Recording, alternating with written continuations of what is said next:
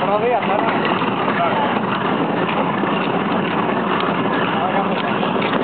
Y algo rosario está que... Claro, es que yo iba aquí, chaval.